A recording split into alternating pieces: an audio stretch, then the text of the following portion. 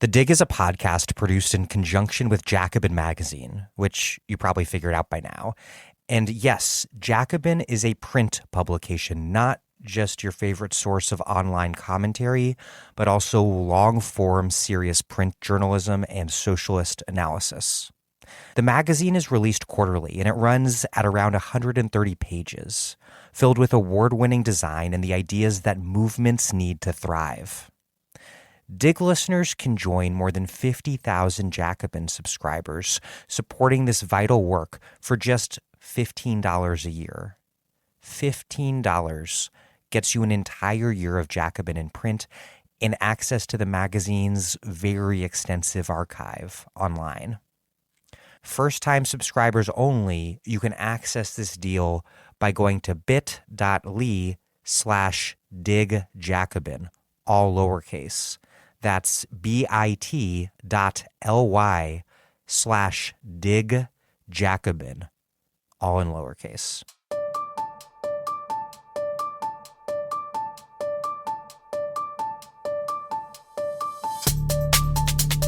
Welcome to The Dig, a podcast from Jacobin Magazine. My name is Daniel Denver, and I'm broadcasting from Providence, Rhode Island. Stanley Robinson is one of the greatest science fiction writers of all time, and he takes the Marxian project seriously. As he discusses in this episode, the great Frederick Jameson was his PhD advisor, and Robinson remains up to date on the latest eco-Marxist theory in history. As a science fiction writer, Robinson's genius is to combine cutting-edge social science and wonderful narratives to imagine futures that clarify the present like no other work can. But until recently, those books were always a few decades or a few centuries out. No longer. Robinson's most recent book, The Ministry for the Future, out in paperback this fall, has prompted a ton of debate on the next few decades of climate politics, starting right now. While Robinson's books have grappled with a future marked by global warming for decades, this is the first to imagine what the next 3 decades would look like under a relatively optimistic scenario that includes millions dying from a massive heat wave in India, multiple forms of geo-engineering, armed resistance to fossil capitalism, what we might call eco-terrorism, and a highly technocratic form of green Keynesianism, which Robinson thinks could be run by the world's central banks. This isn't anybody's green dream or whatever, to paraphrase Nancy Pelosi, but it is a helpful guide to the decades ahead that refuses the typical binaries of apocalyptic doom and saccharine utopianism. Robinson's novels have always tackled the questions of science, politics, and ecology with notorious complexity and nuance. But he has never taken on such a near future. In doing so, he's pushed socialist readers, and liberal readers too, who have devoured his books for years to think well outside of their comfort zone about what climate politics will look like. Robinson has been on a lot of podcasts talking about his new book recently, so we did something different with our guest host, Daniel Aldana Cohen, who read 11 of Robinson's books during the pandemic quarantine, running from Red Mars through Ministry. In this episode, Cohen takes Robinson back to the Mars trilogy to meditate on some of the core themes of that early work, interrogating how Robinson first developed his views of science, left-wing political change, Marxism, ecology, and economics at the end of the Cold War period, and as they evolved through Robinson's subsequent work. Then they focus on how these ideas have changed or held firm in Robinson's new work on climate politics. Before we get started, this podcast, The Dig, the one you are listening to, the one you very well may listen to frequently and depend upon for ruthless criticism of all that exists under the sun, we, by and overwhelmingly large, depend on support from you, our listeners, to keep this podcast going. And the place where you, our listeners, can support us is at patreon.com/thedig. So the main reason to donate is because we depend on your donations to put out this podcast, available to all, freely, regardless of their ability to pay. But we also, if you contribute at least $10 a month, have books, tote bags, mugs to send you in the mail as a thank you. And for a contribution of any amount at all, you will get our weekly new Dig newsletter emailed to you, and it's really good. If you are a supporter on Patreon and you're not yet getting our new weekly newsletter, go to the Patreon website and make sure that Patreon is forwarding messages to the correct email address. Again, thank you for listening, but please, if you've been meaning to do this, and if you want to have our new weekly email newsletter emailed to you, please support The Dig at patreon.com/The Dig. That's patreon.com/The Dig. Thank you. And here's Kim Stanley Robinson, an American science fiction writer who has written over 20 novels, most recently The Ministry for the Future. And he has won both the Hugo and Nebula Awards for Best Novel, the highest honors in science fiction. He is interviewed by Daniel Aldana Cohen, a professor of sociology at the University of California, Berkeley, where he directs the Sociospatial Climate Collaborative. He is the co-author of A Planet to Win: Why We Need a Green New Deal.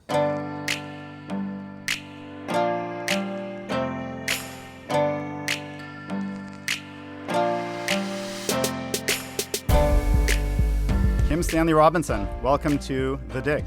Thank you. Good to be with you. Thank you. So, Stan, if I may, it's great to chat. I read 11 of your books during the quarantine.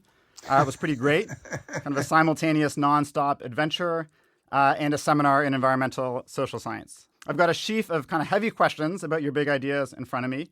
And I should warn you, some of those questions are long, though not as long as your books. Yeah. But I just want to start, in the present moment. Where is your mood on climate politics in fall 2021? What developments are scaring you and keeping you up at night? What developments are making you optimistic that we can avoid the worst? What's scaring me is the latest IPCC report that is really confirming that we are in terrible trouble on the edge of catastrophe, and we need to act fast. What's encouraging me is discoveries that I've made since writing The Ministry for the Future, because I wrote that book mostly in 2019. So that's like a previous geological era now because of the pandemic. And certainly the timeline that I portrayed in Ministry for the Future, which was vague and notional anyway, is just shot because things are happening faster in the mitigation front, in the attempts to come to term with it. The catastrophes are coming faster also than scientists had predicted, but it's in the range of their predictions. The response is picking up, I think, because the pandemic was a slap in the face. So I'm talking about, like, I didn't know about the Network for Greening the Financial System, which is 89 of the biggest central banks trying to figure out how to tweak finance towards green work. I didn't know that there were actual papers in Nature quantifying the possibilities of pumping water out from under the big glaciers in Antarctica and Greenland. I wrote about them in Ministry for the Future, but I wrote about them as if they were not yet in existence when they already had been for a few years. So I was behind the curve in some ways. And now, as I learn more, and, we're coming into the COP meeting in Scotland, and then also the UN environmental meeting next March in Nairobi. These will be moments for the international community to come together and stare at each other and admit that not enough is happening fast enough, not enough is getting paid for enough, and it might be a chance to kick up the energy on the responses. So we can talk about more of all these things, but that kind of that gives you an outline of where I am. I want to now start to bring us back and kind of we're going to work our way back towards Mars and then back up toward the present. The amazing thing about the Mars trilogy and then the short stories that came after, to me, those are the earliest of your books that I've read. So I know they're not your foundation, but they're my foundation of KSR. They come from, in a lot of ways, the context of the late 80s and the 1990s, the end of the Cold War. On the other hand, when I read the Mars trilogy, about a year ago, it felt like such a fresh tome of climate fiction that virtually all of it could have been written yesterday. So to kind of warm us up here, what do you think has changed the most and changed the least in the way that you think about the big questions of politics and ecology? I'm an American leftist. I was then, I still am. What does that mean? Well, I've always been of the belief that it's a false distinction between the environmental and the social. I've always wanted there to be a green-red united front, a kind of brown movement, I guess it would be if you mix those two colors, but people used to talk about watermelons, et cetera, et cetera. I never saw the contradiction there, nor the reason why what you might call the human-oriented left to be critical of the biocentric-oriented left or vice versa, that it was a united front. And I see that maybe that's become more obvious. The neoliberal capitalism has had a 30-year run and shown that it's inadequate to the situation and based on false premises and an unjust and indeed stupid system. But it's also the law of the land. Globalization is real in the economic sense, and the pandemic brought that home to us.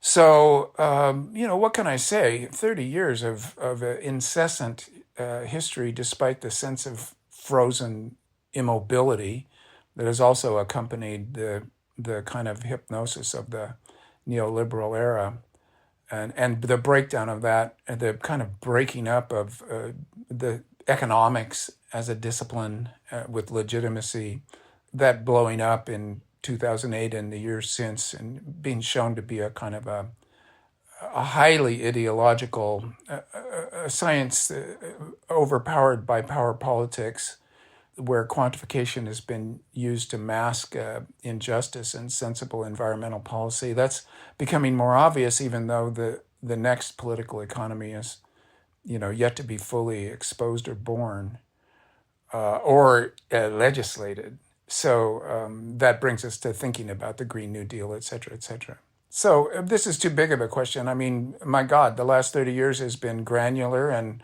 gradual and encompassed a huge part of my working life. To go back to the beginning of your question, the idea of KSR the work before Red Mars is kind of a precursor, a kind of an 80s apprenticeship and figuring out the craft, and also freeing myself from the craft truisms of both American science fiction and of American fiction in general, and allowing myself to go back to older forms of the novel and inventing my own form of the novel, which the Mars trilogy was the great discovery for me.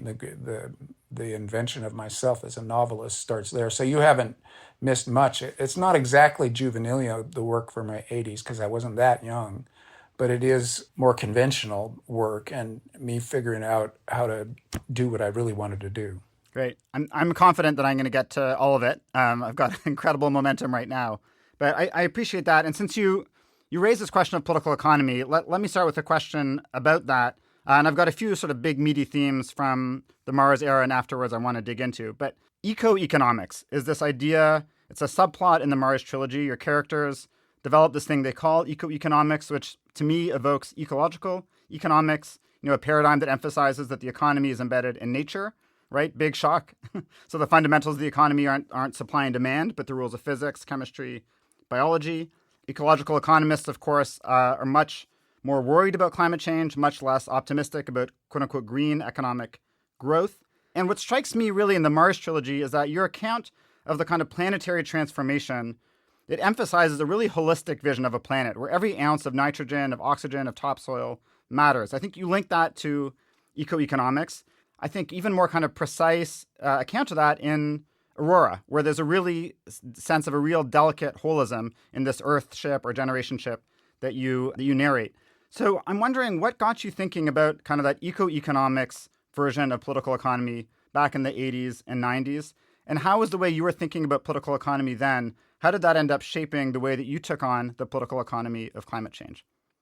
It's a leftist tradition, and there's in economics itself to say that standard capitalist economics is effectively a Ponzi scheme that obscures an extraction that can't last forever of both natural and human resources for purposes of exploitation and accumulation in classic analysis of capitalism, and that by ignoring that stuff, by making these negative externalities are just not in the equations at all, like Nancy Fraser's very good on social reproduction being ignored, but also the natural world. You get Joan Robinson, Hazel Henderson, Herman Daly with his steady state economics. You're seeing it now being elaborated in the donut economics of remind me of her last name, but in any case, Kate Rayworth. Yes, Kate Rayworth, donut economics. So this is already a tradition in left economics, trying to bring what you might call the eco-Marxist tradition into a direct collision, a critique of mainstream American academic capitalist economics, as practiced in think tanks, academies, business schools, and in legislation and the way the world works in neoliberal globalized capitalism. So in that tradition, there was, for me, a couple important precursors, Ernest Kallenbach's Ecotopia, and his working colleague, Fritjof Capra, the Tao of Physics and the Web of Life. It was important in trying to describe the physics/metaphysics/morality of this action. And an important thinker, somewhat neglected now because his books were popular bestsellers. And then also Ursula Le Guin's The Dispossessed, where you have a planet, a moon, an Eris, that is in a scarcity situation becomes necessarily democratic socialism and very feminist socialism. And then the home planet, Eris, is still a kind of monopoly capitalism of the late imperial style. Well, that's the great utopian novel, almost of the whole tradition of utopian novels, The Dispossessed, and was a huge inspiration to me because it taught me that you can do a novel with characters, with action, with everything that novels, the pleasures of the novel can include a political element. And it's almost the same, at least analogous to the way that an economic analysis can include the biosphere and other animals and the planet itself. So that all came together for me. And in writing Red Mars, I felt that the projective economics, leftist speculative economics, was not very robust in other words, I wanted a model. I wanted some examples and some abstraction to model what I would do on Mars. Well, there was a Bookchin and Daly. There was the example of Mondragon and the whole Yugoslavian workers' cooperatives. There was a radical political economy, a textbook from that time. And I'm just trying to remember, I was beating the bushes for useful help in imagining a Martian political economy that brought the planetary, even Marx's concept of the metabolic rift, the idea that you needed to have a exchange of energy going between nature and humans in a cycle that was not closed, but because we get this incredible influx of energy from the sun, but was also not deliberately wasteful in order to make a profit. So these were the things that came into play back then. Sorry, as a historian of myself, it's like, wait, I'd have to go out and look at a bookshelf in the other room and see if I could stimulate memories of that. But that was a long time ago. No, it all fits. The dialogue with the dispossessed, of course, feels very present in Mars. I want to dive right into the Marx question. I had planned to ask it a bit later, but since we're on the dig and you've brought it up, on the Ezra Klein show, Klein asked you to describe Marxism to someone who doesn't know much about Marxism. And you had a great answer, emphasizing that for Marx, how people act and feel is shaped by power relations, and under capitalism, of course, extremely unequal power relations. You noted that Marx was a great historian, made bad predictions, but had some great methodological tools we can still use. So that was a great 101, but this podcast, now we've got to get to the 501 level because you're talking to tens of thousands of people who know a lot about Marxism. And as you pointed out, you're clearly up to date on your Marxism, on your eco-Marxism. I've seen the Jason Moore references in your work. So my question for you and for the comrades is, which elements of Marxist thought do you think today, in 2021, merit the most emphasis, the most exploration? And which elements of Marxist thought do you think are best left behind? Which Marxism do you want today's socialists and climate leftists to be thinking with day in and day out? Well, that's hard because I would say that the listeners and the comrades in general know more about Marxism than I do, without wanting to claim any kind of ignorance or renunciation. I just, working novelist as an American leftist and as a student of Frederick Jameson, one thing I can say immediately is that although Fred would hate this, I'm a kind of Jamesonian Marxist in that I understand Marx by way of the mediation of Jameson's instruction and his interests and his continuous work on what has sometimes been called Western Marxism. So Adorno and Horkheimer, Marcuse, Althusser, Lukács, this and Gramsci, importantly, these Western Marxists have been interpreting the originary written material of Marx for use, for praxis in the 20th century, now the 21st. And then I use what first I read Jameson. Then if he seems to have indicated that I need to know more, either by what he says about them or what he says to me directly, I should include Raymond Williams here, very important for me. Then I'll read those people. And often Jameson's summaries of their work is clearer to me and even more useful in terms of what I can put to use than the original material itself. And I just run through the French tradition in a recent seminar of his that I've listened to. And so you've got also Sartre, the very important, and less so for me, Lacan, Derrida, Foucault, the whole French tradition. So going back to, what can I say about Marx? It's like talking about the Bible when I've been, living a life and reading exegeses that are, I can scarcely remember the Bible. I can scarcely remember Marx. So with that preface, he's interesting on how bad he is with Engels in their scientism. Like, it'll all be all right because we'll science our way out of it, almost using science in a verb in the stupid American way, when science itself is just a human practice that has sharp limits on its powers. And, well, those limits are being pushed out always, but against increasing resistance from the laws of physics, you might say. So it's interesting to watch both the good and the bad in what I remember of reading. And sometimes these are anthologies of Marx and Engels writing about science, in which case the anthologist's choices might have pushed my responses. So again, I'm bad on this. But metabolic rifts, that's a very useful term that it's like crevasses in a glacier. You're walking along on the ice thinking, this is fine, this is a road, I can walk forever on this, and then boom, you drop down a hole.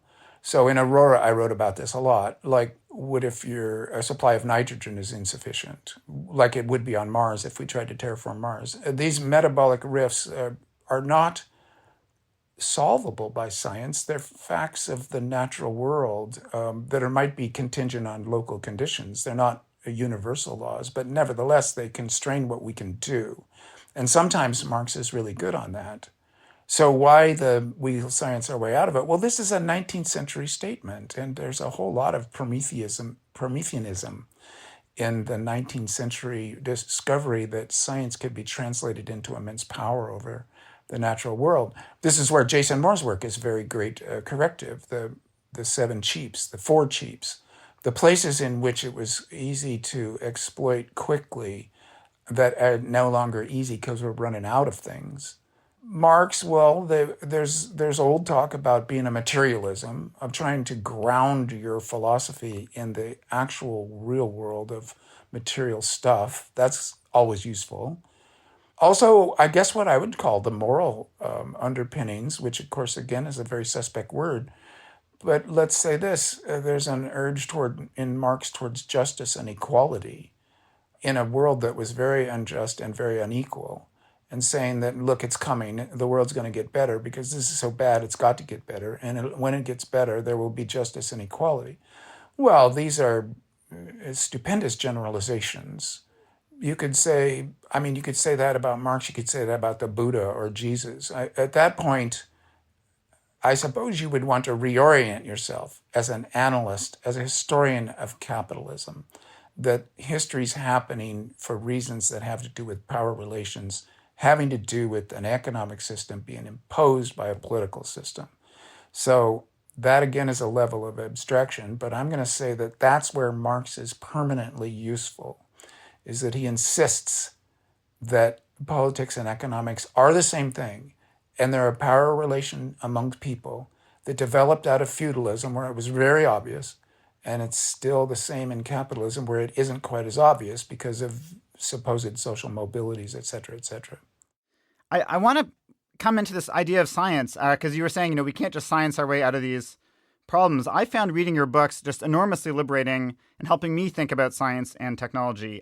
And, what I sort of took away from your books and the debates is that you actually do a really great job of decoupling like a kind of ethos of science and specific technological projects. You have characters who will often argue against whole realms of technological development, whether it's terraforming or AI or what have you, on the basis of a kind of scientific ethos. And that's very different from what a lot of kind of critics of science on the left would argue, where they would say, science, capitalism, racism, colonialism, technology, they're all kind of lumped together. Whereas my sense with you is it's more like science is a good thing. It's intensely contested. Different people are going to have very different ideas of what counts as scientific.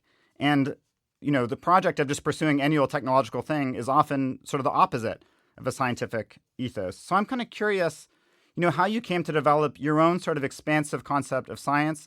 I wondered if it had something to do with finding common ground between liberals and socialists and communists in the 20th century, maybe.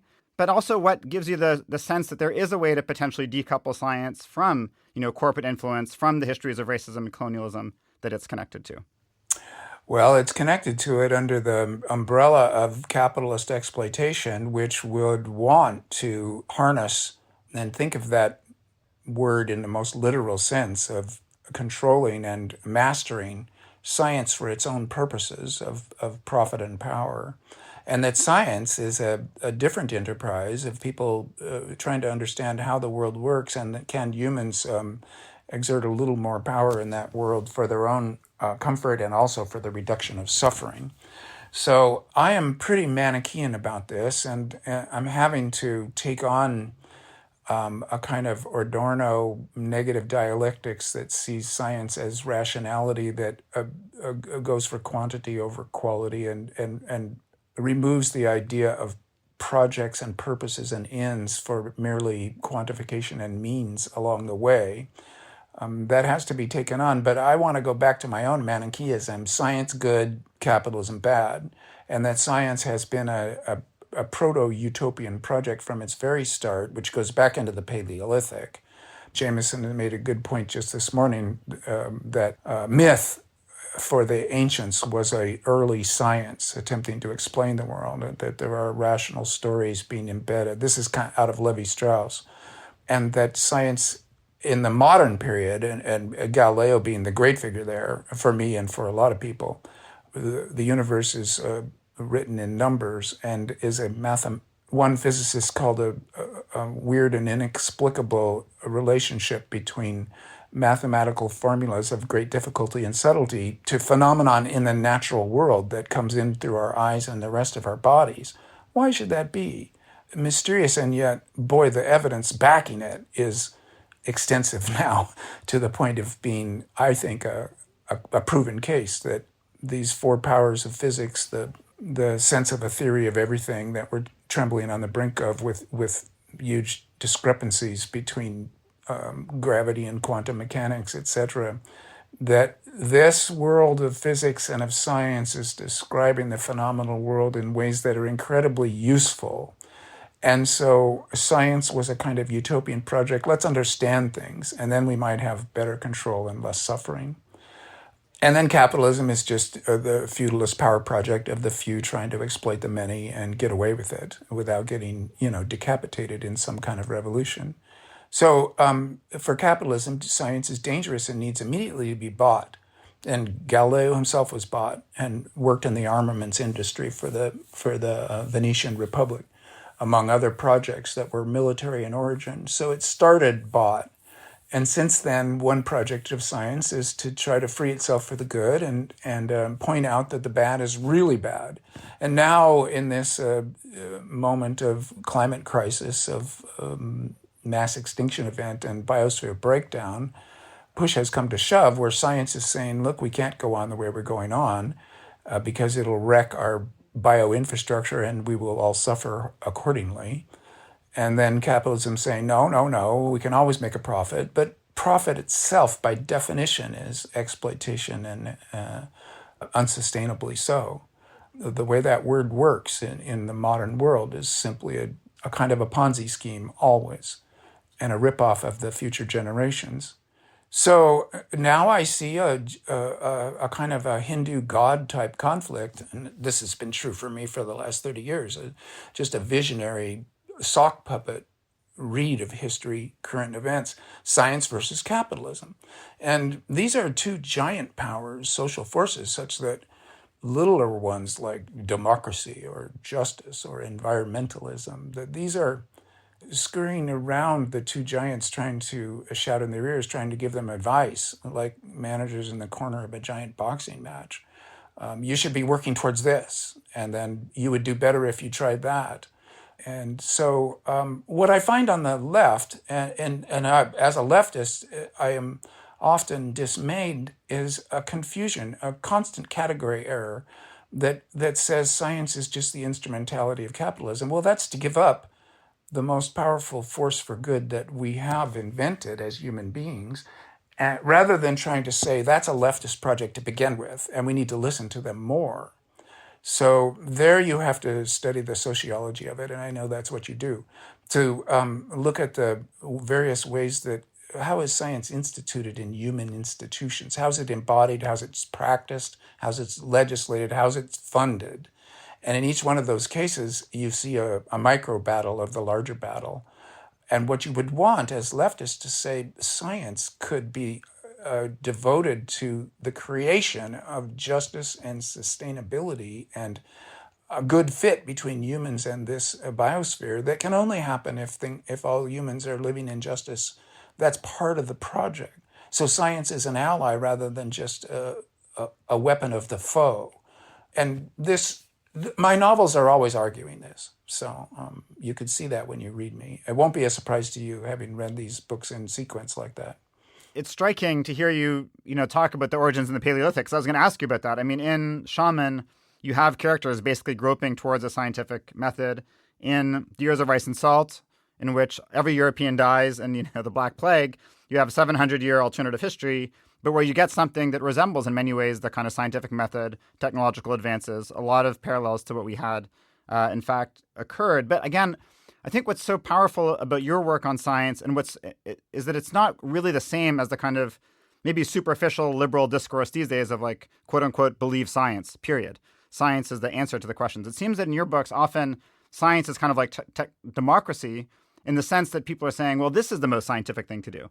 And someone else says, no, that's the most scientific thing to do. So on Mars, some say the most scientific thing is to transform the planet, and others say the most scientific thing is to leave it alone. So I'd love to hear you just sort of say something about what does it mean to sort of think of science in that expansive sense where it's both a good thing and clearly contested thing that doesn't sort of automatically give answers in the sort of superficial sense that I think we often hear bandied about. Yeah, well, you can't say the most scientific thing. What would that be? That would be, well, the most quantified. What science does is a certain modesty. It delimits its project. It's there to understand how the natural world works. And then maybe, this is the technology part of it, which is already a step out into the land of projects. Maybe we can create less suffering. Maybe we can have more control, more comfort. But science is saying explicitly, we don't set policy, which is to say it's not a philosophy. It's not a morality. It's a method of analysis. It's a method of studying of the natural world. And then when you say, well, what do we do with what we learn from science? That question shifts to philosophy and politics. And the scientists will say, look, tell us what to do.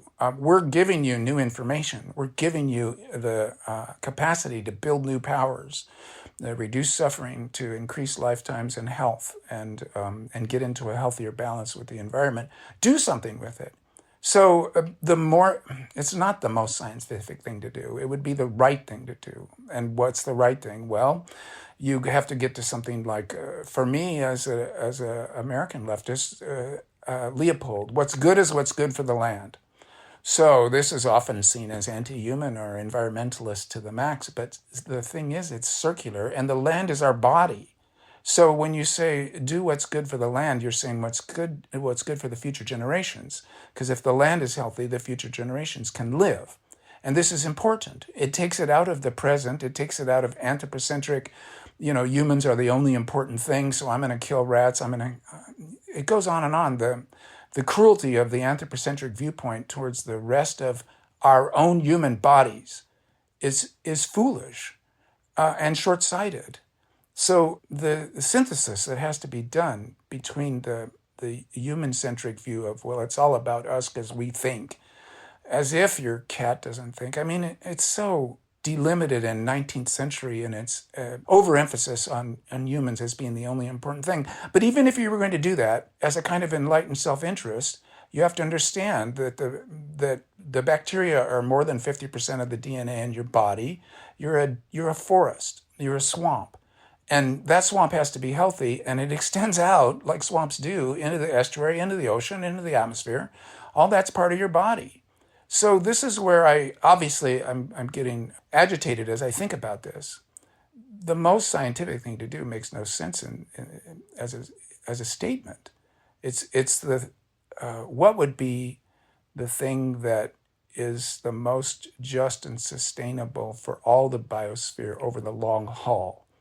That would be the question to ask. And then science would be one of the tools, as well as politics and rhetoric. How can you convince other people to this point of view? That's a gnarly question. And you go on from there.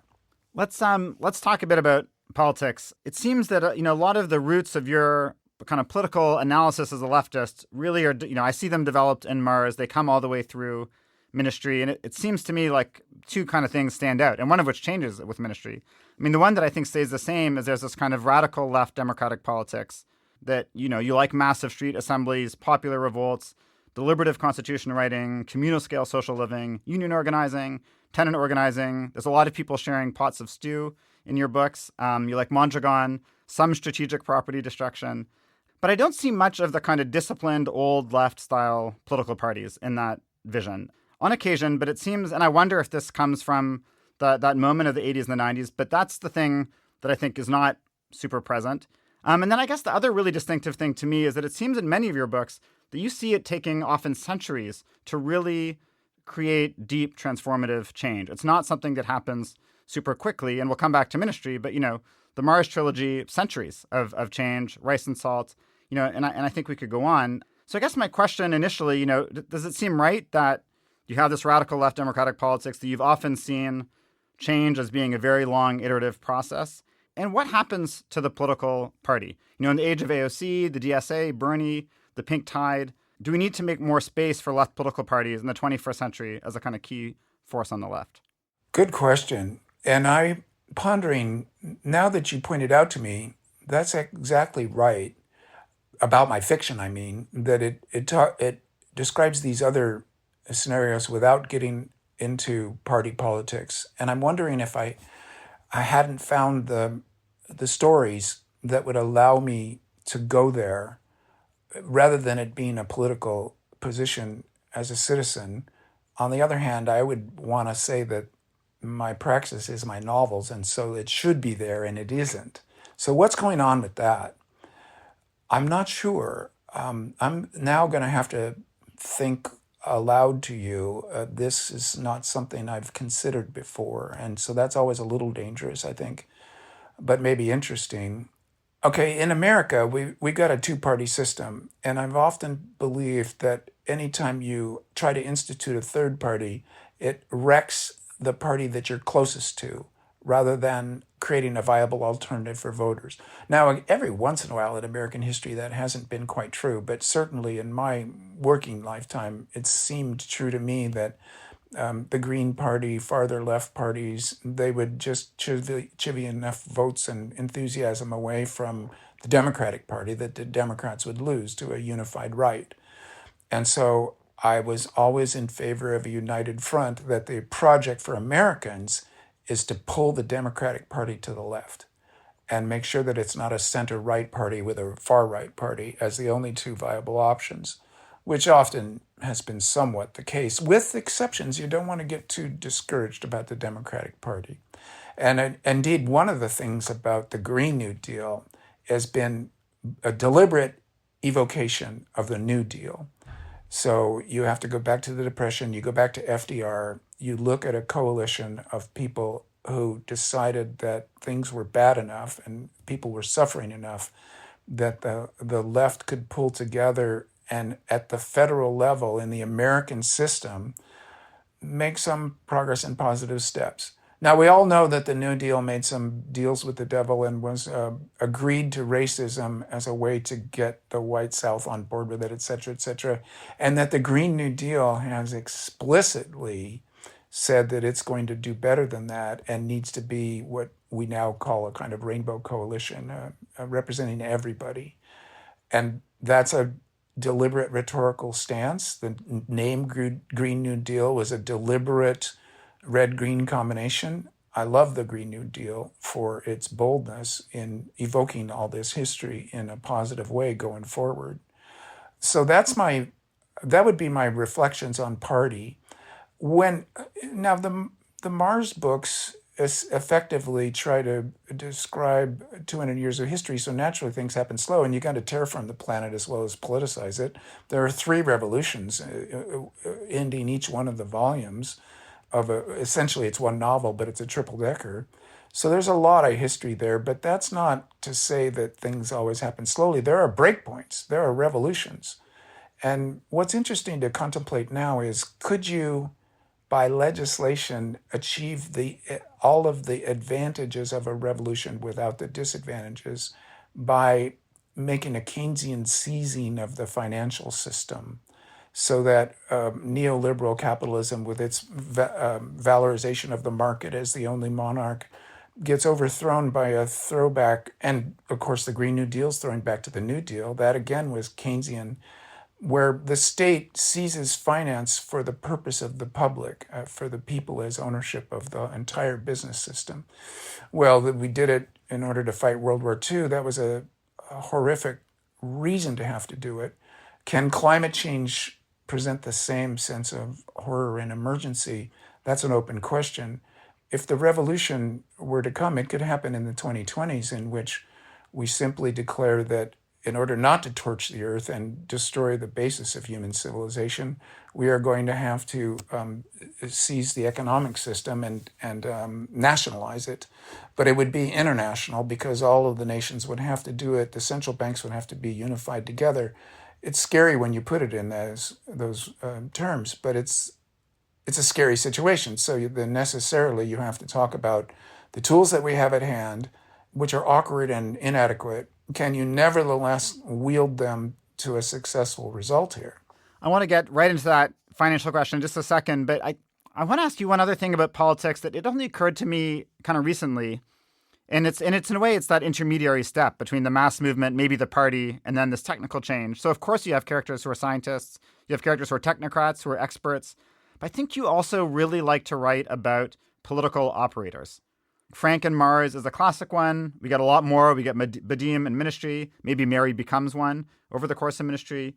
But I think this character type recurs again and again in your books. It's a sort of hard-nosed pragmatist, a messy person, someone who knows how to get shit done, someone who's often very different from the other scientists in their disposition. And I just wonder, where does this fascination come from? Were there historical figures, whether it's like Robert Moses, Zhou Enlai, Alvaro Garcia Linera, who knows, a New Dealer? What kind of inspired this? It feels like this passion for the political operator, who always kind of stands out in your books and is really, really essential to any time anything interesting happens politically.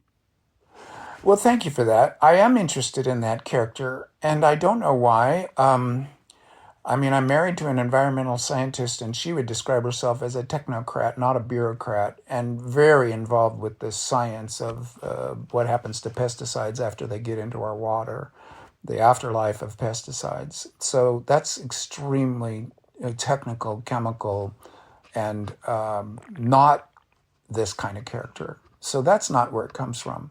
But she is part of a federal agency, and I've done a lot of work with National Science Foundation. And then also in my reading of history, there are those people who try to organize the efforts of others. And there, as a novelist, that's an interesting kind of character to try to describe. I can get maybe it comes down to, as a novelist, I can write about characters who are political operatives, whereas a novelist, I can't get a good grip on trying to write about political parties per se. They're too abstract, and I find myself fractionating out into, well, how would that manifest in real behaviors that I can describe in sentences, in scenes, in actions. So the operator, yes, Frank, I mean to say, there's art also in the Mars trilogy, the guy trying to connect everybody up. There's also Frank trying to connect everybody up, but in a more Machiavellian way. And yes, indeed, Ministry for the Future, it becomes about what do these people do? Because they're not scientists, and I suppose they're politicians, but often their appointments they're more like civil servants. And so they're mediators. So what do they do in terms of organizing efforts? And can they be can their agency as such be expressed in positive political action? Well, this is a question that only stories can answer, and individual situations here and there. I think back to Philip K. Dick's The Man in the High Castle. Mr. Tagomi is a very minor functionary in San Francisco, and without wanting to, he suddenly is at a crux in human history where he has to act, or else there's going to be a nuclear war between Japan and Germany that will be fought out in San Francisco or in America. And he acts. Well, that's always impressed me. Before I finish on this, I think this is another place to talk about distinctions and language. The whole the category error of thinking that science is just part of capitalism, or another category error is this term elites. So elites is now a kind of a way to attack, what can you say, the 1%, the people in power, elites. But elites are scientists' elites, are university professors' elites. Well, kind of yes. So the word masks a divergence of projects between people who are rich, who want to retain power and therefore hire lawyers, etc., lobbyists, in order to keep their power, by killing tax laws, et cetera. And those are elites. But then also experts, scientists, technocrats, who are working to try to make things better. Let's just put it at that most general sense. So this term elites is one of these bad terms in that it confuses the issue, and it tries to demonize actually including the experts that are absolutely necessary for us to get into a better place, as well as the reactionary forces, or let's say people who only want to hold on to their riches for like one more generation, and after that they don't care. It's not a good term.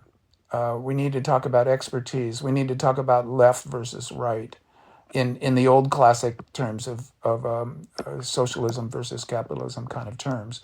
And admit that there's expert socialists we need really badly, their work, their thoughts, their comprehension of the situation. And then there's, elites that are simply moneyed people that want to hold on to money. And that distinction gets lost with this term elites. So I do want to, because I guess my bureaucrats, I write about bureaucrats doing stuff in Zurich. Well, this is just a novel about elites. Well, but it's about leftist experts trying to make a more leftist world. I bristle at the idea that there's a term that just lumps all educated people together as being forces of reactionary. Well, and of course, who loves this discourse more than anyone is like Tucker Carlson and friends.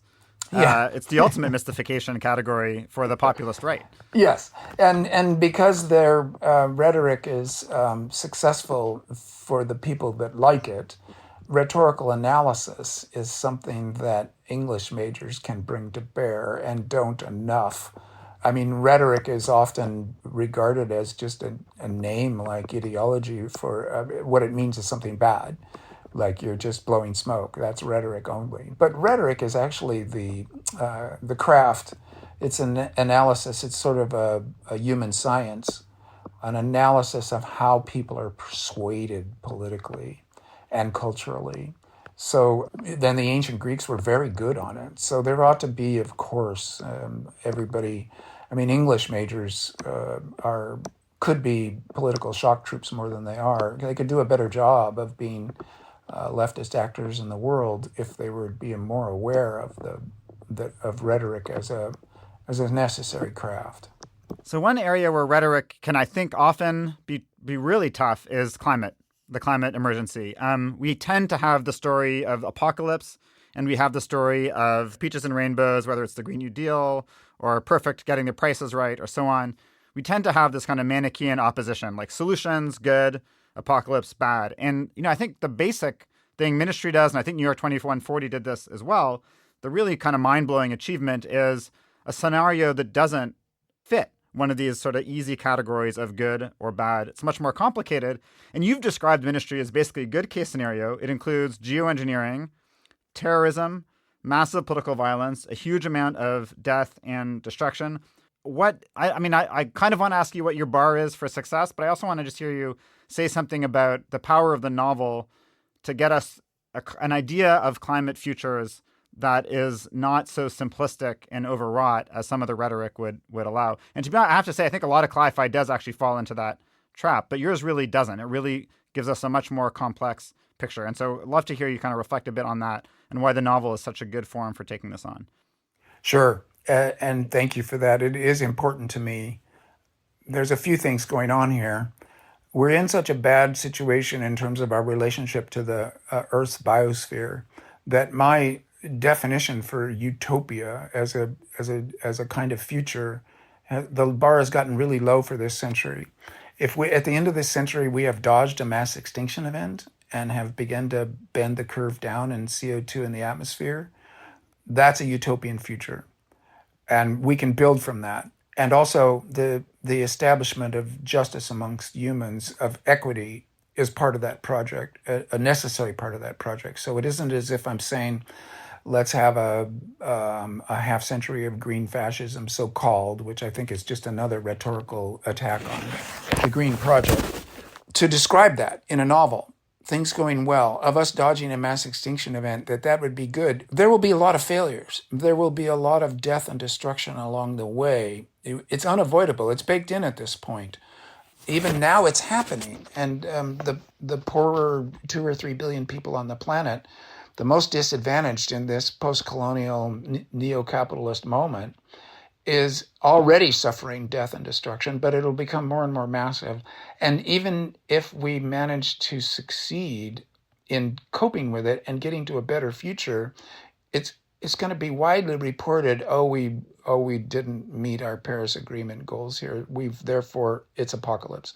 We didn't actually decarbonize fast enough. We just hit 430 parts per million of CO2 in the atmosphere. It's apocalypse. So the apocalyptic imagination that as there are losses, as there are disasters in the coming decades, that means doom. That means that we've lost the whole thing. And it's just not true. And the story has to be told in a realistic way. So in Ministry for the Future, a lot of good things happen. But I notice now reading it, because I assemble these things in a kind of a semi-conscious, instinctual state of tossing together scenes, like 106 chapters, what order should they come in? Ordering information where you want everything to hit the brain at once, but you have to do it one sentence at a time. That's a proposition so weird that I can say that my novels are semi-instinctual things that I look at afterwards as a reader and see patterns that I didn't see while I was writing it. Now I see that every time something good happens in Ministry for the Future, something bad happens to stab you in the back, so that if you're feeling like, oh, good, things are going to get better, oh no, but this isn't solved, etc. There's also lots of death, not just the mass death that starts the novel, which has made it notorious, but also individual deaths of characters that you know. And now I notice one's accident, one's illness, one's murder. And I had no idea there was that pattern there until I was reading the book afterwards. So the novel is good for thinking by way of thick texture, imaginative scenarios where you put yourself in other people's brains. That's an amazing power, telepathy. And then you put people in other times and places. That's time travel and teleportation. So these science fictional powers are exactly what the novel does. But and fictional experiences are in mental space real experiences. So they have a power to change the way you look at things. So there's a power to the novel that I quite love. It is my way of engagement. And so when I try to write them, though, what I would like to do is make it easy to do this Coleridgean willing suspension of disbelief.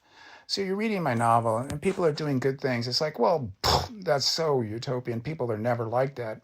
And then you walk down the street and somebody's kind to you at the corner or gives you a ride or even sells you a coffee. The whole world is a 8 billion person collaboration that is no reason that it succeed even as well as it does. I mean, there's lots of friction, but there's lots of cooperation.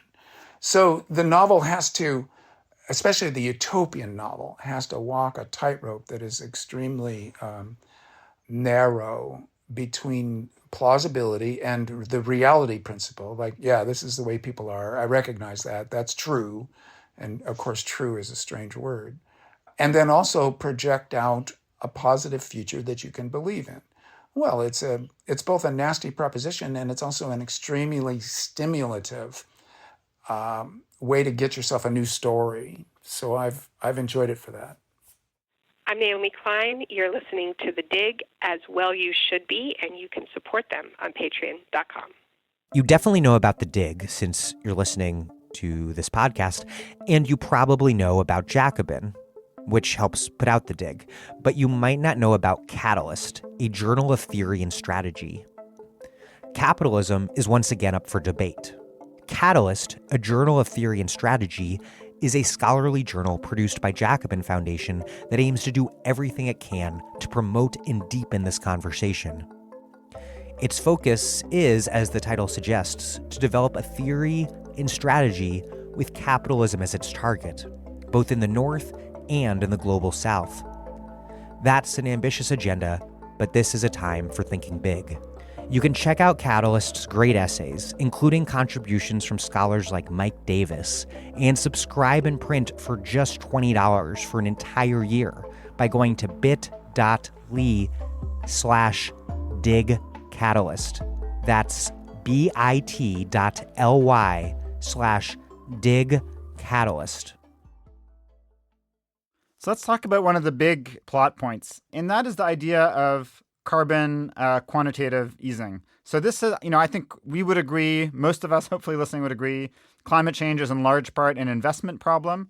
We have to invest a lot of resources, real and monetary resources, to get shit done, to do it fast. A lot of people in the Green New Deal movement, a lot of green Keynesians have been talking about ways to push out money through massive public investment, through conventional public spending or green development banks. Now you focus on something different. It's this idea of carbon quantitative easing, which I'll ask you to summarize because I don't want to get it wrong. And I guess my question would be, this is a central bank-driven operation. It is not the kind of sort of investment politics that are traditional on the left.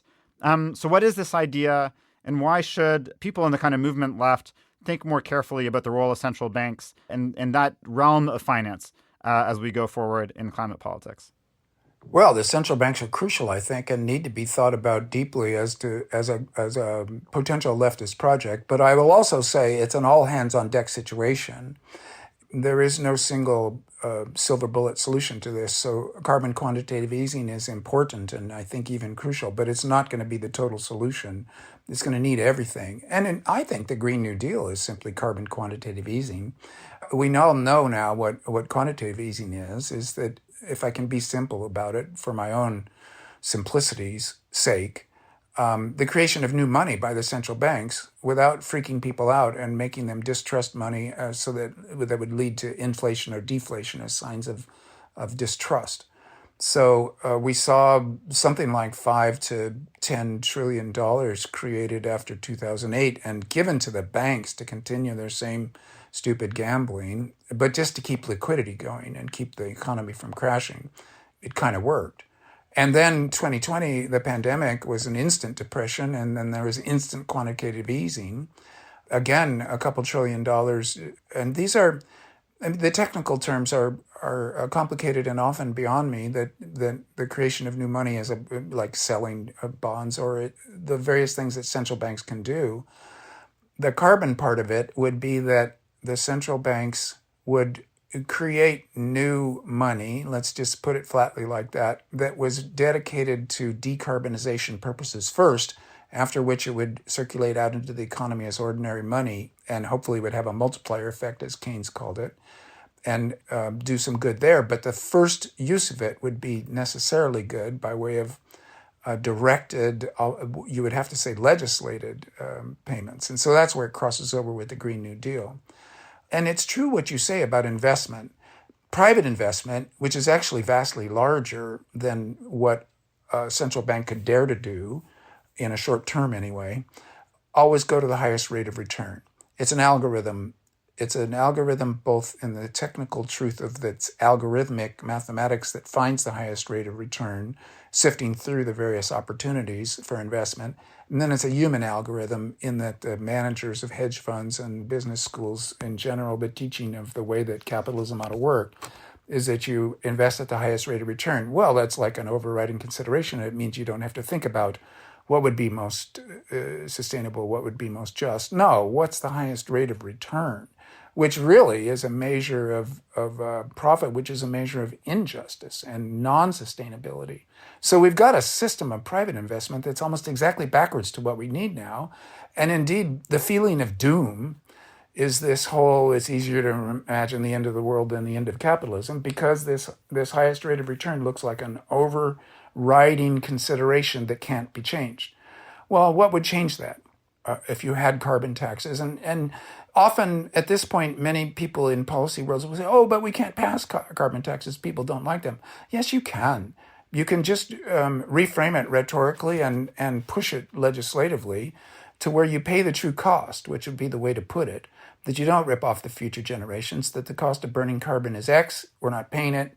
This gets incorporated into the Green New Deal. It is called the social cost of carbon, which is a good term for it. So you see the efforts on that front, but also regulation. And so taxing, regulation, saying, no, you can't invest in something that is non-sustainable and unjust. And so this is sort of like, say, the Pebble Mine up in Alaska, which going for a little bit of gold would wreck an entire salmon watershed. And just saying, no, that's illegal. You don't get to do that. So it does come back to it comes back to this semi-Keynesian, semi-leftist project of seizing the means of production, you might put it in an old terminology, of saying what can and can't happen, of controlling the economy from the political level at the level of legislation and taking over what the society does at the political level. Now, this is either shocking or it's the left project, and maybe both at once. But it does seem to me that in an all-hands-on-deck situation, you can't just talk about the central banks. They are crucial. They do create the money that we trust and allow things to go forward in the world that we're in now. So they are super important. And I'm very glad that there's a network for greening the financial system that exists, that the central banks themselves are trying to suggest to the world, well, this is how you could use money as a force for good, new money. And yet at the other, it always has to be added, that's only one project that has to be pursued politically to get ourselves through the climate crisis. Thanks. I really appreciate this. And of course, I'm a sociologist, so I'm not going to be here representing economists with their one silver bullet pricing scheme. But I think it seems to me your novelistic instincts are right. There's a kind of, it's all hands on deck. We need a kind of kitchen sink macroeconomics, throw everything at the problem. And it's not going to be just one thing. And I think that is very important for leftists to understand just how messy this will be. The other question, of course, is how do you build the power to force any of these solutions through? In ministry, I think there have been some debates, and including with you, you've pushed back on this idea that it's all technocratic. There is a lot of mass mobilization. It's just not in the narrative foreground sometimes. I want to ask you what you see as kind of most promising in the U.S. domestic left today. And maybe it's not that promising because the Indian left is probably much more successful in ministry. But I think about, on the one hand, Black Lives Matter mobilizations, indigenous-led organizing against fossil fuel infrastructure. That really reminds me of the kind of bread and butter of your leftist politics that you love, these kind of semi-spontaneous but structured, spectacular mass events. And then on the other hand, we have the DSA, Bernie, AOC, the rise of this more traditional U.S. electoral left. So I'm curious, how you think about the potential of the U.S. left, that strand of mobilization, that more traditional strand of electoral politics, how they might help move us along, move us forward in the kind of universe depicted in Ministry. Sure. Well, I'm a DSA member, and I love to see its existence, and I want it to scale, as they say in economics classes, and become extremely widespread. And if it's lots of young people, that's good. If it's lots of baby boomers going into Grey Panther mode, that's also good. What you want is to, and by mass demonstrations in the street and just simply protesting civil disobedience, what you teach the Democratic Party infrastructure, the leadership, the funding, the whole complex of institutions and think tanks and study groups and individual units in every county in the country, the Democratic Party clubs in each county that are doing the work, like Rotary Club or Elks Club, to do Democratic Party work, that they need to be convinced all across the board that it's not just a ameliorated business plan, but a more fundamental leftism that, okay, if we want our young people on board, we need to shift further left. We need to be instantly for diversity. We need to be instantly now for justice and for long-term sustainability, so that the demonstrations help with that, the work in committees, the boring meetings that you go to. Oh my God, I'm a veteran of meetings, and they are so boring that I've had to contemplate the idea that there can be things that are both boring and interesting at the same time, that you have to see through the boredom to the interest of it, and that being in a ridiculous small town meeting about local politics and coming in with a left perspective, that although that was boring, it was more interesting than watching TV that night by maybe 50%, maybe 100%, because watching TV at night to palliate your brain, or even reading a good book. There's something about human interactions, face-to-face, small scale, crunching through Robert's Rules of Orders and arguing and trying to be polite when you're absolutely furious, or at least indignant. This is interesting stuff. And as a novelist, I've even tried to represent that kind of thing in novels, which is harder than hell, I have to admit. I want to add to this, though, something that occurs to me from your question, that okay, if I think of myself as an American leftist and also as what I would call a radical, and then I'm talking all the time now about how central banks need to do Keynesian, quantitative easing. Well, I see the criticisms coming up. Here's the writer of the Mars trilogy, where at the end they're in a completely different political economy. Although you could just say it's democratic socialism, but at least it looks radically different at the end of that book. And here I am now talking about Keynesian tweaks to the finance system. Look, I'm thinking as a radical still, but we are in a crisis, and I want to put our actions on a timeline such that first you oppose austerity and all right-wing efforts, and then you do that by way of Keynesianism. This is the Green New Deal. It makes perfect sense to me. You can call it liberal and use liberal as a word that people further to the left will use to disparage the work of leftists that are closer to the center than them. And so these are liberal projects. But if you were a radical now and you're in the emergency that we're in climate change, I want to do a science fiction exercise and just run you through the 2020s and say that it starts with anti-austerity and with environmental awareness, and then Keynesianism, and then social democracy, and then democratic socialism. And then you got yourself through this century without a mass extinction event. And you're in democratic socialism that you've built in a rapid stepwise fashion that is, in other words, there's a time stamp on your political position. And if you go out into America today and say, well, I'm an anarchist, well, I love you. I'm an anarchist too. In 500 years, there should be, everybody on the planet should have or maybe it should be in 50 years. Let's just put it out there in an indefinite future. Everybody on the planet has an equal amount of power and comfort and wealth and political power. Of course, that's an obvious goal. And that, I think, is the great anarchist goal. But right now, in the world that we're in, you've got to go campaign for whatever Democratic politician is there opposing the reactionary forces.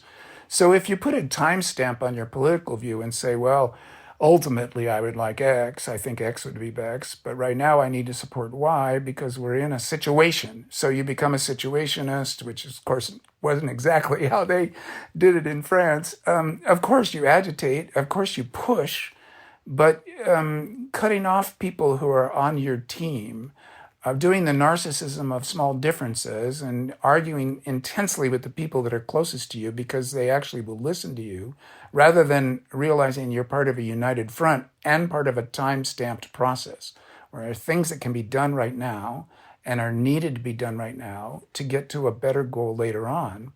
And so maybe even this is liberal or anti-revolutionary. If so, so be it. But I want to explain myself. It seems to me that it's an all-hands-on-deck situation, that species are going extinct, that biomes are dying. The catastrophes are here and now. So we need to make political coalitions. We need to have a working majority in places like Congress and in places like state governments, a working political majority to get the necessary work done. And that means making alliances with people that you don't see eye to eye to philosophically, but are necessarily your allies in this battle. So that's the point I would want to add there. That's extremely helpful. I want to now let's push us one step further into the muck that you bring into the book, which is ecoterrorism. Now, there's a lot of ecoterrorism in the book, and you've talked a lot about it already, the kind of ethics of it. I actually want to ask you about it from a different angle. I think the premise of a lot of the ecoterrorism in your book is the idea that there's going to be anonymous forms of drone warfare that will be possible, maybe even widely available, forms of robot violence where it would be impossible to track down the perpetrators of a bombing or some other attack. To the best of my knowledge, this really first develops in your work in 2312, which is another terrific novel everyone should read. And then it recurs in Ministry. So there's the Pebble attacks, but more broadly, anonymous, untraceable violence that allows for a kind of eco-terrorist guerrilla warfare to really thrive. So I'm curious, what research have you done, or is it purely imaginative work? What research or thinking have you done that's convinced you that autonomous, often automized guerrilla warfare could happen? And if that's really possible, how should that change the way we all think about 21st century geopolitics and about the role of violence in politics in the next decades? Because this is a theme I think I have not encountered until I read your book. And when I did, or these two books, I was like, this is a real game changer. I mean, this really changes our concept of how politics can play out. Well, let me, again, I have to do some new thinking here because you've come at it from a different angle, which I appreciate. First, you got to look at this word eco-terrorism. What if you call that resistance to capitalist realism? What if you call that, well, freedom fighters? This is another, the language game comes into play here in that you're making a judgment in advance of the fact when you call it eco-terrorism. If the ordinary workings of the world are going to lead to a mass extinction event that means that future generations of humans will be suffering in a wrecked biosphere to the point of mass death, what's your responsibility to resist that? And if resistance takes violent forms, distinctions immediately can be made between violence against property, like sabotage, or laying down in front of pipelines, and civil resistance, or violence against persons, which happens all the time against the poor, but against the rich and powerful, it gets immediately tagged eco-terrorism or just plain crime.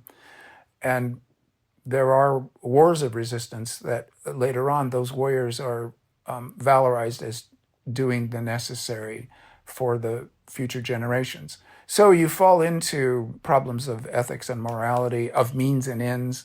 There are good discussions of this out there that are beyond me to summarize right now, are fundamental questions for everybody.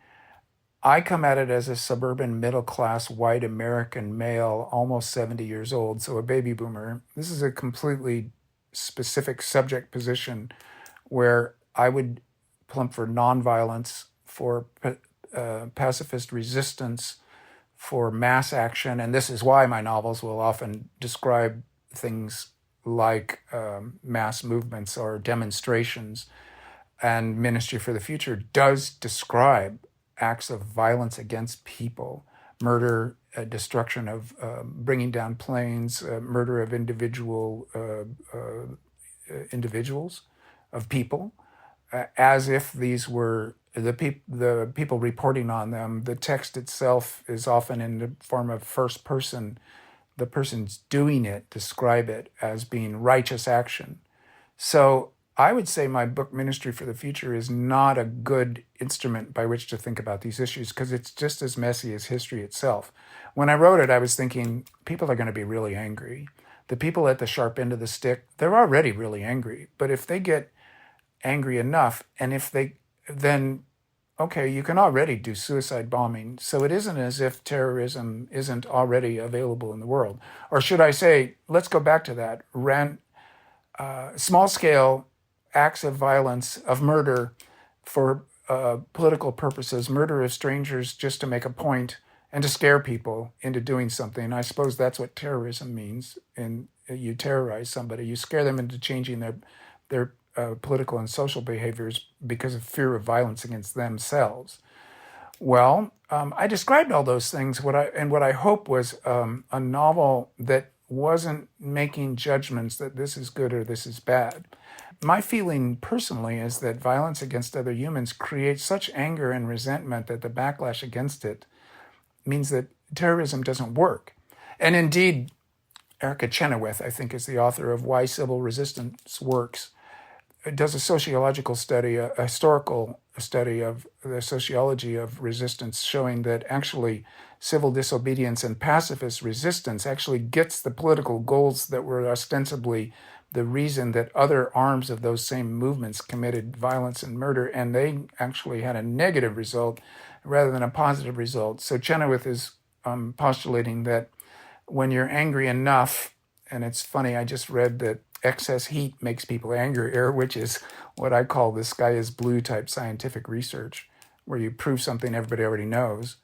When people are angry, they do things that are against their own best interests and are irrational and counterproductive to their own side in sometimes grotesque and horrible ways.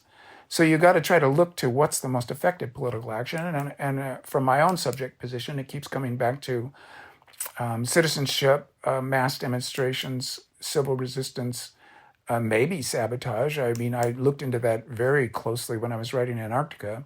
And I like this book by Andreas Malm called How to Blow Up a Pipeline, where he goes into the ethics and the morality of that as a philosopher.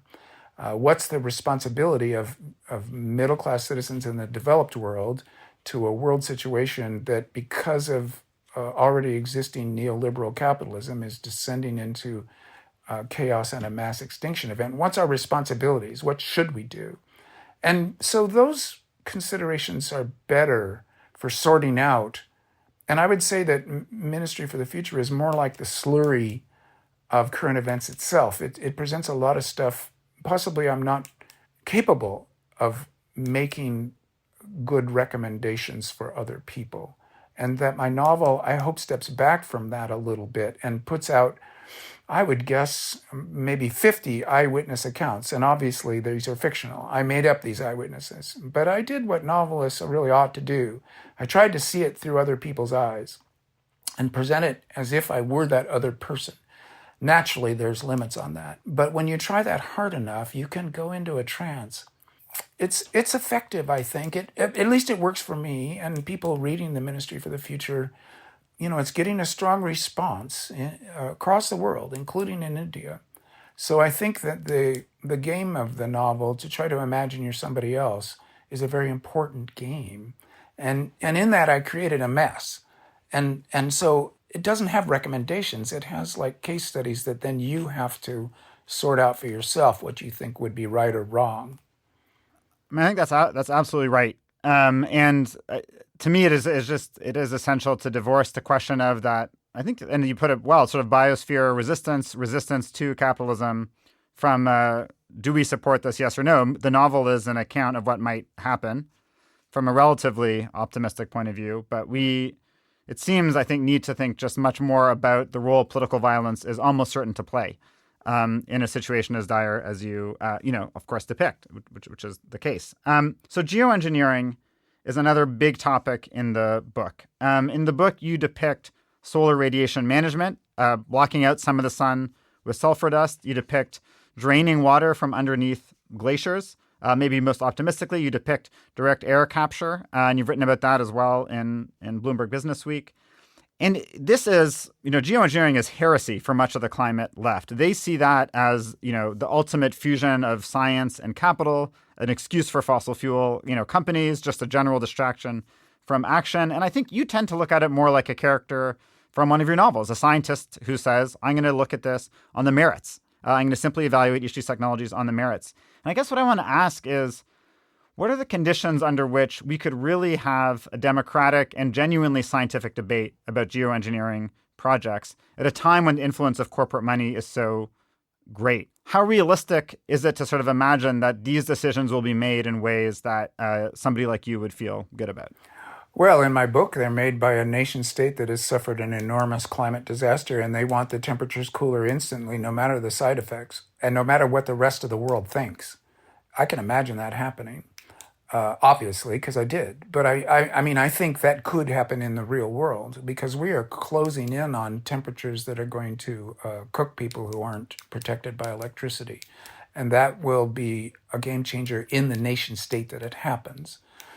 So geoengineering, well, the word is too broad, and the knee-jerk reaction on the left, my left, is disturbing to me because it's too simplistic and it wants heroes and villains. And it's also a kind of 1995 type response.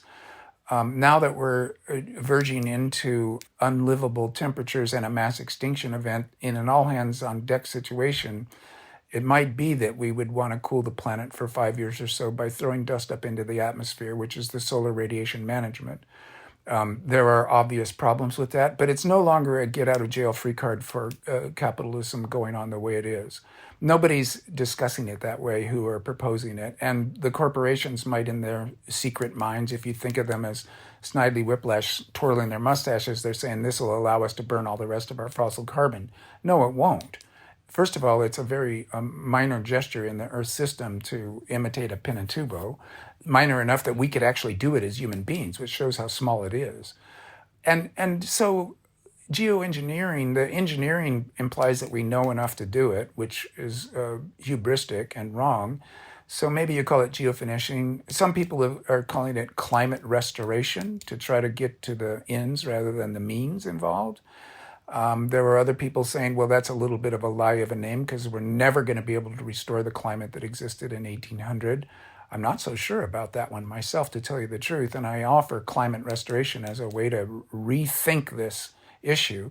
But also the issue is too big. As such, geoengineering, to deliberately interfere in the Earth system in order to try to mitigate climate change. Is that what it means? Maybe. Then it comes down, well, if you pour a whole bunch of iron filings into the ocean, then it has a plankton bloom, then they die and go to the bottom, that carbon's on the bottom. Nobody likes that plan because the ocean is already stressed out and who knows what might really happen in terms of knock-on effects, because this is often the attack on geoengineering. Well, we don't know what the secondary effects would be, and they could be worse than the cure, which is true enough to give one pause. But this solar radiation management has come to people's attention because it actually maybe could be done. It probably should be limestone dust, like calcium carbonate, rather than sulfur dioxide, which is what volcanoes put up there. But sulfur dioxide, which we could put up there, eats away at the ozone layer. It's contraindicated. But limestone dust is inert and is up there in the atmosphere anyway all the time. You put up more, it falls to the ground. That is problematic if it falls on the ice and darkens the ice and melts more ice in the Arctic. But in any case, it falls to the ground. 5 years later, you're back to square one. You don't have to do it permanently forever in order to keep the temperature from increasing. In fact, you would plan to do it just once in order not to get caught in that trap and see what the effects are over 5 years, see if you want to do it again later. It's not by any means the most dangerous thing that we're contemplating. It's probably not as dangerous as the generation of nuclear power plants that we build. Nuclear power, there's another horrific no-go zone for the American left anyway, for leftists in general, capitalist power, danger for future, etc. But what if the nuclear power is being generated by thorium rather than uranium, and the byproducts are less dangerous for future generations? In other words, everything has to be on the table. There is no leftist truism that I trust, except that justice and sustainability are the overriding considerations of civilization and ought to be our lodestone, our guiding star for everything that we consider. And we're in a mass extinction event that's just beginning that we have to dodge. And so everything else needs to be considered and not ruled out. I think that the resistance to the idea of geoengineering just ad hoc is again the category error of confusing science and capitalism. It's the assumption that, well, this would only be done by capitalists trying to retain their power. But what if it was being done by scientists to keep millions of people from dying in the tropics? So then, it becomes an argument over over ends, purposes, projects, rather than the means of it. And the means, we've already pumped more than 100 parts per million of CO2 into the atmosphere. We have geoengineered this planet to every corner of the planet has been geoengineered by accident and stupidly as a byproduct, or just not stupidly, but just ignorantly. And we didn't know that these side effects were going to happen. And then when we knew, we either changed or we didn't. That's when it becomes either innocent or criminal. So as for the other geoengineering things, I'm comforted to see a paper in Nature that describes pumping water out from underneath the glaciers in Antarctica and Greenland to slow them back down. That's geoengineering. What could you complain about there?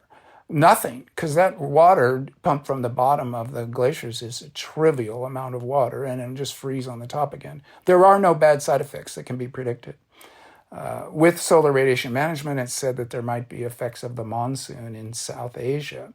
If true, that would be bad. The monsoon is variable, but it's very important. The glaciers are also important. They come out of the Himalayas and provide water supply for that same South Asia. And the glaciers are going fast. So a climate modeling exercise that postulates damage to the monsoon is maybe not as powerful an argument as the actual melting of the glaciers that form the water supply for 1 billion people. So I guess I should summarize, because there's so much to say here. It all has to be put back on the table. The arguments from 95 about moral hazard, etc., and capitalist power need to be set aside for the current moment of a desperate emergency. These are very powerful arguments to think with, and it's a huge benefit that the book has, I think, thrown them on the table in this way, and to hear them coming from the left. And I think also of people like Holly Jean Buck, who are writing about this from the left, asking really difficult questions. I don't know if I want to say this is exactly a lighter note, but I do want to just flag, I think often in the novels, there's this interesting thing where you talk a lot about rebuilding beaches. And that is, one of the motives for this really great idea. Pumping the water out from under the glaciers is, the people I know are the most excited about that geoengineering plotline in your book. But I just wanted to give you a minute, if it's of interest, to say something about the role of beaches in basically human civilization that I think really preoccupies you in ways that make sense to me. But there's more than one book where the question of the disappearance of the beaches, the need to reconstruct them is very important. One of your books ends with the earthly reconnection through a kind of scene on the beach. And so I'd be curious to just hear a word or two about that kind of big emotional driver for you in terms of thinking about sea level rise. Of course, there's the the other dimensions of cities and so on, but the beach piece is something that has clearly hit a nerve, I think, for you. Seems to have. It sure has. And I can use that to lead to another thing that has hit me. But I'm a beach kid. I grew up in Orange County, and that was a crazy, foolish moment in American history and social life. The suburbs of the 1950s and 60s, incredibly impoverished social landscape, I would say, and the beaches saved my sanity, because when you go down to the beach, you go off 10 feet offshore, you're back in nature and struggling for your life.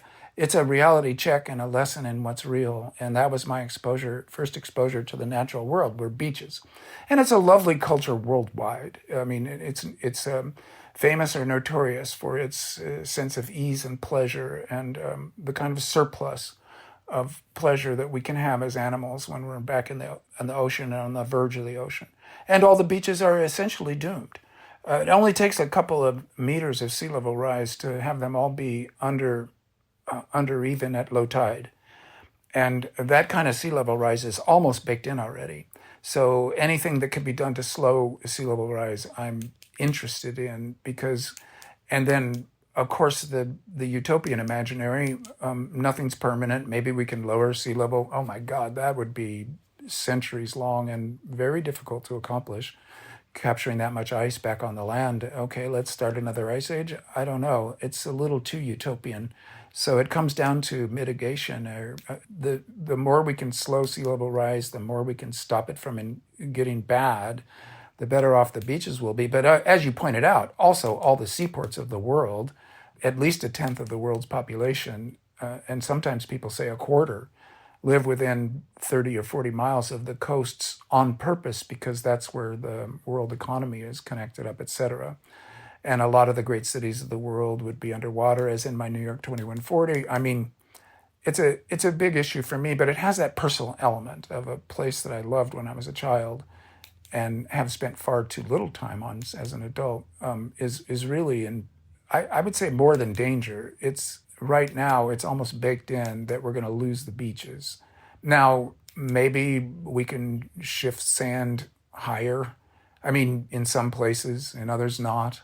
It's, again, a peculiar, almost geo-engineering question, but it makes me sad. The same thing with the Sierras and all of the high mountains of the world. The glaciers are melting. So all questions of whether the climate is warming up have been completely answered, to the point where the people who are denying we have to do anything about it are trying to suggest we're already doomed as a way to excuse their inaction rather than engagement.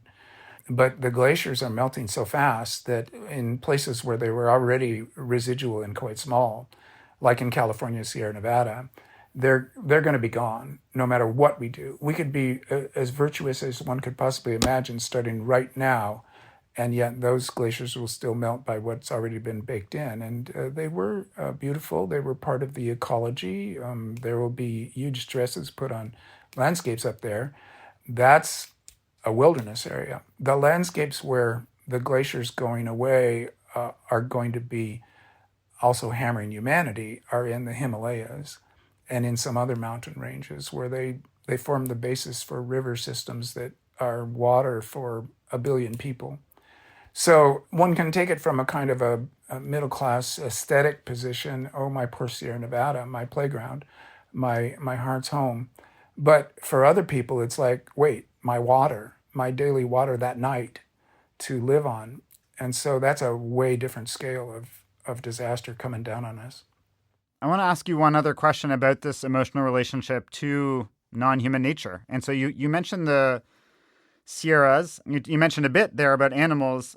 My sense is that over the course of your books, you've had this idea of humans' relationship to animals as a key part of the relationship to non-human nature. You have, even a kind of mad scientist developing new animals on Mars. But in the earlier books, it seems that climbing and other kind of physical adventures in the landscape really predominate as the way that your characters engage with the natural world. But over time, I sense a kind of tilting balance. The climbing is there, the physical adventures are there, but we're getting more and more animals. Animal reintroductions play a huge role in the denouement of 2312. There's a plotline about rewilding, kind of reintroducing sort of restored animals in 2140. Shaman is this extraordinary account of humans' like foundational, spiritual, and practical relationship with animals. A lot of the most, to me, emotionally resonant passages in Ministry involve animals, including a passage that's been talked about quite a bit, which is this rural community, I think a white one, in the United States, dissolving itself to make space for wilderness restoration and essentially for animals. Now, biodiversity is obviously a big deal, and its collapse is a very big deal. But I see there's a bit more in there from you, that there's something of an idea that there's a spiritual relationship with animals that can help to drive a form of ecological politics. Not just a superficial admiration of charismatic megafauna, but something deeper. So I'd love to hear you say something about, how have you thought about animals and their role in environmental politics in your writing career? How's that changed? And what makes you optimistic about a kind of animal-centric environmental politics today? It has changed over my life, and the writing reflects it. I've become much more aware of the animals I encounter in the Sierra Nevada, and seeing the Sierra Nevada bighorn sheep for the first time in 2008 after having backpacked in that range for, at that point, I don't know, 30 years, was a stunner. That particular subspecies of the bighorn sheep had been down to 100 animals. And then the Endangered Species Act came into play as they were declared endangered. And now they're up to about 700 animals because of human interventions to make space for them and help them to survive this choke point that will always be there in their DNA. That was a transformative event for me, and I began to pay more attention to the written accounts, to the sense of Muir's phrase, horizontal brothers and sisters, to my pets, to the cats in the house, as Temple Grandin teaching us that these were wild African cats, even in their DNA, that are coexisting with us, and just more awareness of the mass extinction event is particularly hammering the large mammals, which are indeed our cousins. We're mammals, we're very like them, they're very like us. So even the deer that are a little bit too ubiquitous in North America because their predators have been stupidly killed off by us. So now we have deer, we also have ticks, we also have Lyme disease biting us because we don't have wolves.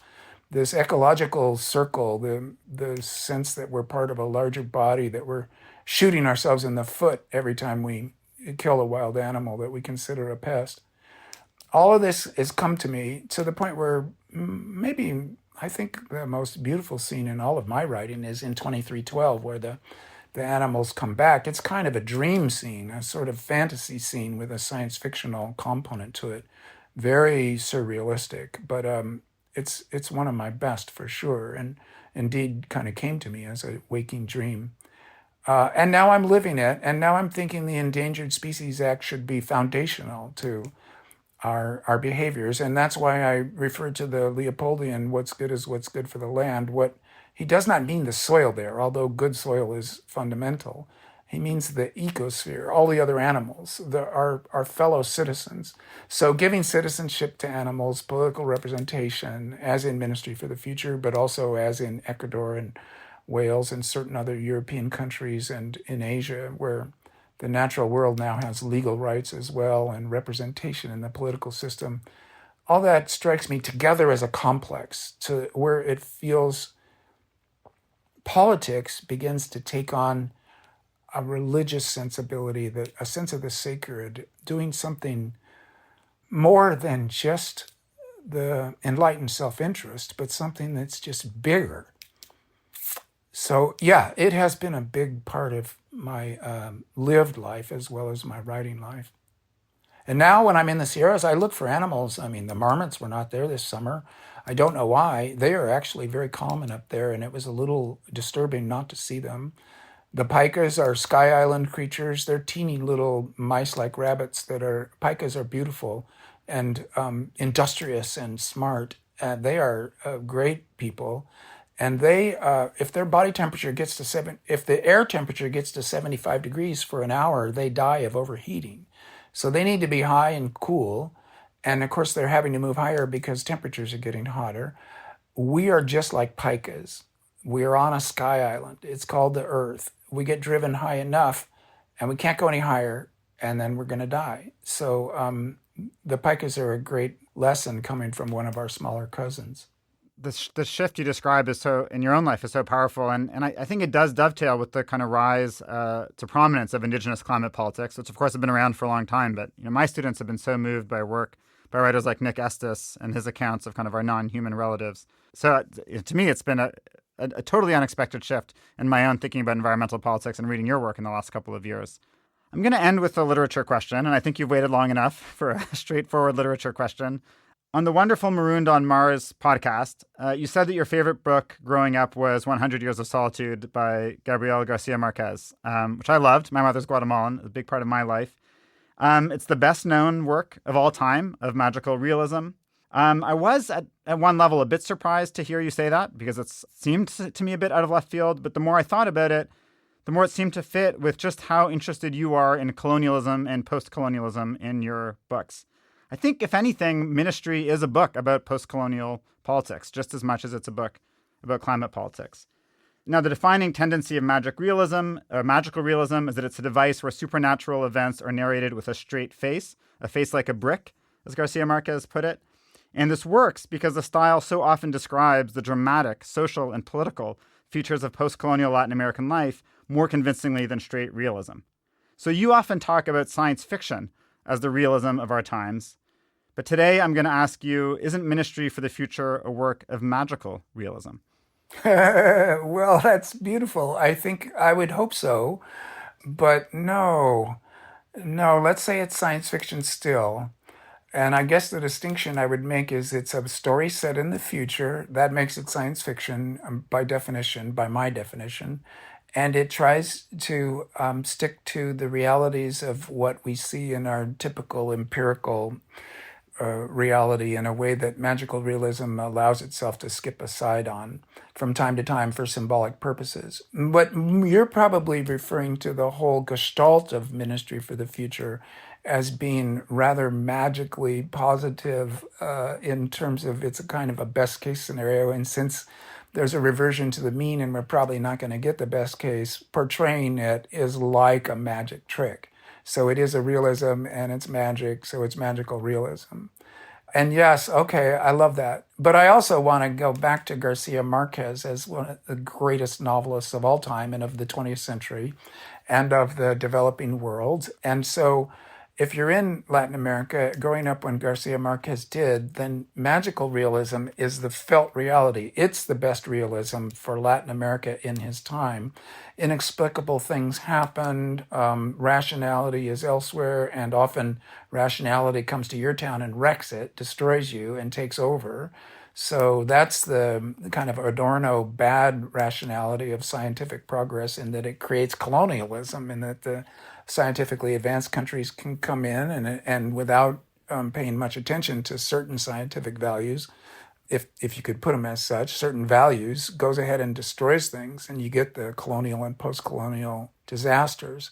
So what I want to say is that if you take Garcia Marquez's literary method straight and you start doing magical realism in Manhattan, as you sometimes will see, especially in the post years right after 100 Years of Solitude came out, well, it's just silly. And indeed, if you write science fiction in which magical things happen, which happens all the time, it trends towards silliness because it isn't true to the emotional situation that Garcia Marquez was specifically describing. So I would stick to the idea that at least for me in the developed world in North America in my time, that science fiction is the best realism of my situation, whereas for Garcia Marquez, magical realism was the best realism for his situation. So that the novel, because these are both forms of the novel really, is capacious and variable, and it adapts to its time to try to give a representation that readers recognize as being the felt reality of their own situation. So that's what I've been trying to do. And God, I mean, Garcia Marquez succeeded so gloriously that, so say your mom's from Guatemala. Well, Guatemala has a Macondo. All across Latin America, Macondo was a reality. It's kind of amazing. Kim Stanley Robinson, thank you so much. Thank you, Daniel.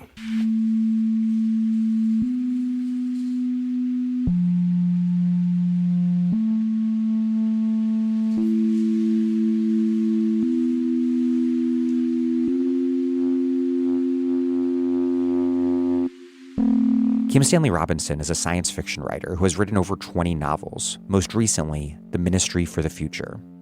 Daniel Aldana Cohen is a professor of sociology at the University of California, Berkeley, where he directs the Sociospatial Climate Collaborative. He's also the co-author of A Planet to Win, Why We Need a Green New Deal.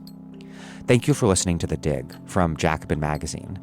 As Marx once said, after noting that capitalist production, therefore, only develops the technique and the degree of combination of the social process of production by simultaneously undermining the original source of all wealth, the soil and the worker. While other podcasts have only interpreted the world in various ways, our point is to change it. We're posting new episodes every week. The Dig was produced by Alex Lewis, music by Jeffrey Brodsky. The Dig is recorded at WBRU in Providence. Our communications coordinator is Tamuz Frankel. Our senior advisor is Thea Riofrancos. Check out our vast archives at thedigradio.com. Follow us on Twitter at thedigradio, same on Facebook, and please find us wherever you get podcasts and subscribe. If it's on iTunes or whatever such site, please also take a quick moment to rate and review us. Those reviews help introduce us to new listeners. But what really and truly does that is you telling friends, people you know in the world, why you listen to the podcast, why they should listen to the podcast, etc. Please make propaganda for us. And please do find us at patreon.com and make a monthly contribution to keep this operation up and running strong. Even a few bucks a month is huge.